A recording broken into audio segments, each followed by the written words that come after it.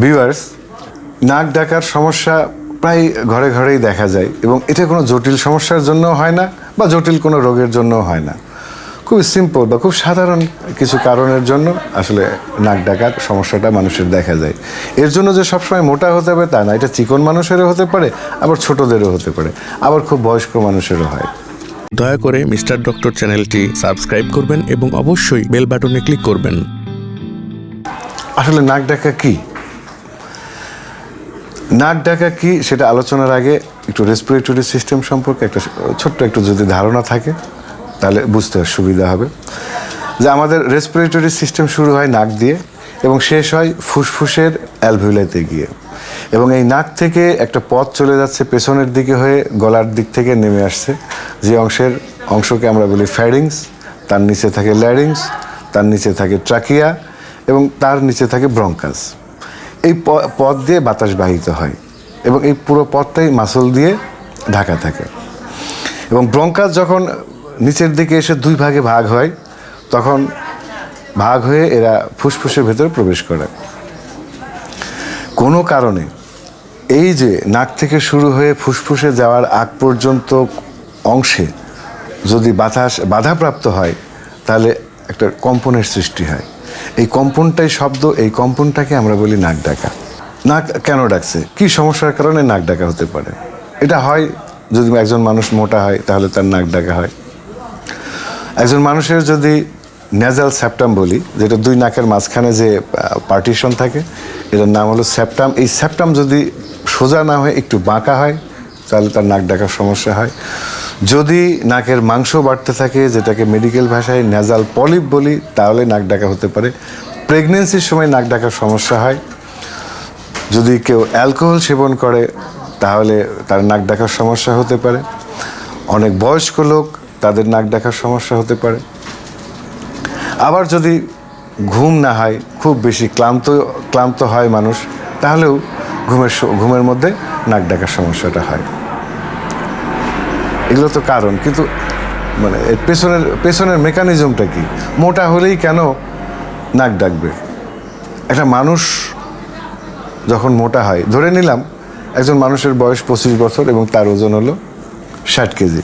এর একটা নির্দিষ্ট গঠন তৈরি হয়ে যায়, একটা স্ট্রাকচার তৈরি হয়ে যায়, এবং এরপরে যখন তার ওজন বেড়ে 100 কেজি হয় তাহলে সেই স্ট্রাকচারের কোনো চেঞ্জ হয় না। যেমন হাড্ডি বড় হয় না, তার হার্ট বড় হবে না, তার চোখ বড় হবে না, তার মাথা বড় হবে না, এই স্ট্রাকচারটা সবসময় সেম থাকবে। ঠিক একইভাবে আমরা যে রেসপিরেটরি সিস্টেম বললাম, রেসপিরেটরি সিস্টেমের যেটুকু ডায়ামিটার, সেই ডায়ামিটারটা ঠিক থাকবে, এটা কখনো বড় হবে না। কিন্তু যেহেতু মাংস বেড়ে গেছে, সেই মাংস বাড়ার কারণে এই রেসপিরেটরি সিস্টেমের উপরে বা এই নালীর উপরে একটা বাড়তি একটা প্রেশার পড়ে এবং সেটা সংকুচিত হয়, এবং সংকুচিত হওয়ার কারণে যে নর্মাল ওয়েতে বাতাস যাবে, সেই বাতাস বাধাপ্রাপ্ত হয় এবং ওই মাসলের উপরে একটা কম্পনের সৃষ্টি করে, এবং সেই একজন মোটা মানুষ নাক ডাকতে শুরু করে, নাক ডাকা হয়, মোটা মানুষের নাক ডাকা হয়, সমস্যা দেখা দেয়। নেজাল সেপ্টাম বললাম, এই নেজাল সেপ্টাম যদি বাঁকা হয় তাহলে যে পথ দিয়ে বাতাস যাওয়ার কথা সেই পথটা সে পায় না, এবং একটু বাধাপ্রাপ্ত হয়ে যেহেতু বাতাস যায় এবং এখানে একটা কম্পনের সৃষ্টি হয় এবং তার নাক ডাকার সমস্যা দেখা দেয়। নেজাল পলিপ যে সমস্যাটা প্রায় ঘরে ঘরে এখন দেখা যায়, এটা ইউজুয়াল কারণ হলো যে যার বেশি সর্দি কাশি হয় বা কোনো সাবস্টেন্সে অ্যালার্জি আছে, এরকম কিছু অ্যালার্জির সংস্পর্শ যদি আসে তাহলে নাকের যে এপিথেলিয়াল টিস্যু, এটা ইরিটেশন হয় এবং সেটা ধীরে ধীরে বেড়ে যায় এবং নাকটা অনেক সময় বন্ধ হয়ে আসে। এই অবস্থায় যদি কেউ শ্বাস নিতে থাকে তাহলেও তার নাক ডাকার সমস্যা দেখা দেয়। প্রেগনেন্সির সময় এমন হয় যে তার ওজনও বেড়ে যায়, আবার বাচ্চা বড় হওয়ার কারণে একটা ব্যাক প্রেশারটা এসে ফুসফুসের উপরে পড়ে এবং তারই একটা প্রভাব এসে পড়ে এলো শ্বাসনালীর উপরে, এবং যার কারণে নাক ডাকার সমস্যা দেখা দেয়। এটা খুবই সাময়িক, ডেলিভারি হয়ে গেলে সেই সমস্যাটা আসলে সমাধান হয়ে যায়। উত্তেজক যদি কেউ সেবন করে তাহলেও তার নাক ডাকা শুরু হয়। কিসের জন্য হয়? মানুষ যখন উত্তেজক সেবন করে তখন সে কিছু সময়ের জন্য উত্তেজিত থাকে, কিন্তু এর প্রভাব যখন কেটে যায় তখন ওই মানুষটা সমস্ত শরীর শিথিল হয়ে যায়, সমস্ত মাংসপেশি শিথিল হয়ে যায় এবং সেই সাথে তার রেসপিরেটরি মাসলগুলোও মানে শ্বাসনালীর ভেতরে যে মাসলগুলো থাকে সেগুলোও শিথিল হয়ে যায় এবং শিথিল যেহেতু হয়ে যায় এরা বাতাস প্রবেশে এবং বাতাস বের হওয়ার সময় ওই মাসলগুলো যতটুকু মানে ডাইলেটেশন হওয়ার কথা বা যতটুকু কন্ট্রাকশন করার কথা ততটুকু সে করতে পারে না, যার কারণে শব্দের সৃষ্টি হয় এবং মানুষ নাক ডাকে। আবার যদি কারো ঘুম না হয়, যদি ক্লান্ত থাকে, তো সেক্ষেত্রেও তার সে যখন ঘুমায়, ঘুমের সময় আমরা জানি যে সব কিছুই আসলে শিথিল হয়ে যায়, তো মাংসপেশিগুলো তার শিথিল হয়ে যায়, যার কারণে সে অনেকটা মরার মতন ঘুমিয়ে পড়ে এবং তার নাক ডাকার সমস্যা হয়। আর বয়স যদি হতে থাকে আমরা বাহ্যিকভাবেই দেখি যে তার মাংসপেশিগুলা লুজ হয়ে গেছে, সুতরাং রেসপিরেটরি মাসল যে লুজ হবে এটা তো জানার বিষয় এবং এই সমস্যাটা আসলে আর তেমন সমাধান নেই। এখন সমাধানগুলোও কারণের ভেতরে লুকাই আছে। একজন মানুষ তার একদিনে মোটা হয় না, সে মোটা হতে যেরকম সময় লাগে তার চিকন হতেও অনেক সময় লাগে।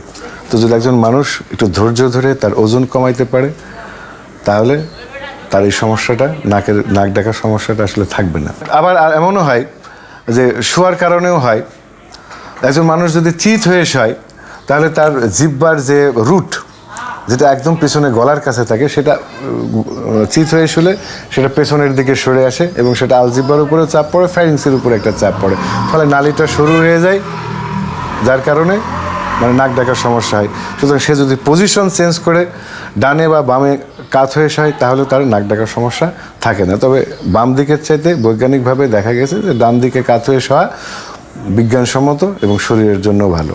নেজাল সেপ্টামের কথা বললাম যে নেজাল সেপ্টামটা খুব ছোট্ট একটা অপারেশন করে যদি সেপ্টামটা সোজা করে নেওয়া যায়, যদি কারো খুব বড় রকমের সমস্যা নাক ডাকার সমস্যা হয়ে যায় তাহলে সে ইচ্ছা করলে অপারেশন করে এটাকে সোজা করে নিতে পারে, তাহলে তার নাক ডাকার সমস্যা হবে না।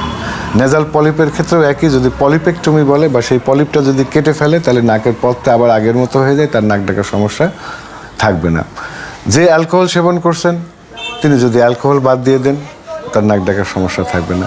আর প্রেগনেন্সিতে আগেই বলেছি ডেলিভারি হয়ে গেলে তার সমস্যা থাকবে না। নিদ্রাহীনতার কথা বলেছি বা পর্যাপ্ত পরিমাণ যখন ঘুম হয় না তখন নাক ডাকে। একজন মানুষ যদি 7 থেকে 8 ঘন্টা ঘুমায় এবং ঘুমটাই হলো মানুষের কিন্তু পরের দিনের কাজের শক্তি, তো যদি ঘুম হয় তাহলে তার এনার্জি সে পাবে এবং তার মাংসপেশিগুলা সংকুচিত হবে না, রিল্যাক্স থাকবে না এবং তার নাক ডাকার সমস্যা থাকবে না। আর বয়স্ক লোকের যে সমস্যাটা হয় সেটা আসলে কারেকশন করা খুবই কঠিন, কারণ এটার কোনো সমাধান নেই। আর কিছু ব্যায়াম করা যেতে পারে, যে ব্যায়াম করলে আসলে নাক ডাকার সমস্যাটা থাকে না। এটা খুব সিম্পল একটা ব্যায়াম, আমি আপনাদের দেখাই দিতে পারি। সেটা হলো যে আপনি যে কোনো একটা নাক বন্ধ করবেন, করে লম্বা একটা শ্বাস নেবেন, তারপরে যে নাক দিয়ে শ্বাস নিলেন সেই নাকটা এবার বন্ধ করেন, করে আরেক নাক দিয়ে শ্বাস ত্যাগ করেন। এবার যে নাক দিয়ে শ্বাস ত্যাগ করলেন সেই নাক দিয়ে আবার নিঃশ্বাস জোরে টেনে তুলে সেই নাকটা বন্ধ করুন এবং অন্য নাক দিয়ে নিঃশ্বাস নেন। তাহলে আপনার এই শ্বাসনালীর যে মাসল সেই মাসলগুলা একটা মাসলের ব্যায়াম হলো এবং এই মাসলগুলো খুব অ্যাক্টিভ থাকবে। আরেকটা হতে পারে এরকম যে আপনার জিহ্বা দিয়ে সামনের উপরের দাঁতে জোরে চাপ দিবেন এবং সেটাকে আবার যত সম্ভব পেছনের দিকে নিয়ে পেছনের দিকে চাপ দেওয়ার চেষ্টা করবেন। আবার জিহ্বাটা নিচের দাঁতের সাথে একটা জোরে একটা প্রেস করুন এবং আবার সেটাকে পিছনের দিকে নিয়ে এসে প্রেস করুন। এইভাবে যদি আপনি করতে থাকেন তাহলে ফ্যারিংস ল্যারিংসের একটা ব্যায়াম হয় এবং আপনার এই সমস্যাটা সমাধান হতে পারে।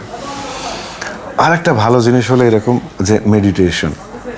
আপনারা যদি মেডিটেশন করতে পারেন বা ধ্যান করতে পারেন, যেটা কোয়ান্টাম মেথডে সবসময় বলে, ওখানের যে গুরুজি আছেন তিনি সবসময় মেডিটেশনের কথা বলেন। আপনারা যদি মেডিটেশন করতে পারেন তাহলেও আপনাদের এই নাক ডাকার সমস্যাটার সমাধান হতে পারে।